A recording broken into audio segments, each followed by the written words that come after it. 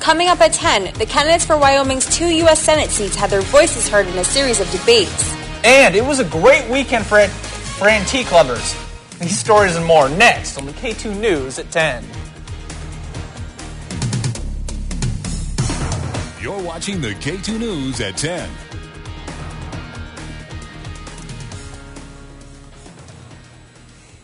Good evening, Wyoming. I'm Marielle Ashley. And I'm Mike Mahoney. Thank you for joining us this evening.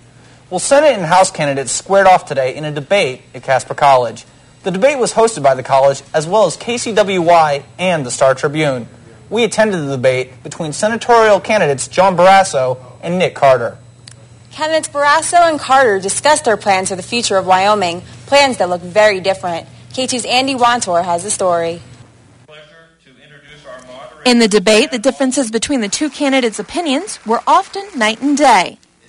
Today's debate really brought out a true difference between the candidates.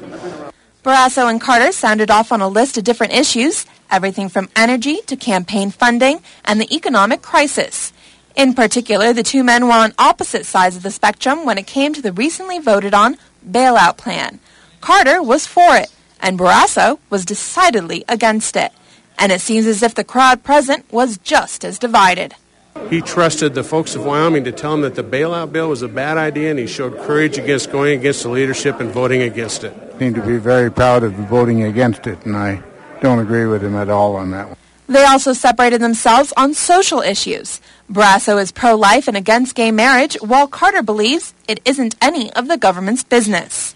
The government should shut up, pave the roads, balance the budget, and not worry about those kind of issues. Let the people decide what kind of life they're going to lead. The candidates got a little heated as they stood for their ideals and tried to set themselves apart from their opponent. Carter accused Barrasso several times of avoiding the questions. And if I seem kind of angry, I am. This enlivened speech fired up some and got Wyoming citizens listening. He's something new. He ain't working off of everybody else's record. And I think it's time that we start really working for our people in this country. But it wasn't all in favor of Carter. Barrasso had his share of supporters as well. He's all about what is not popular but what is right for Wyoming. Whether, it's the popular thing to do, he's always on. So Barrasso promises himself to be a man of the future and to be the best for the future of Wyoming.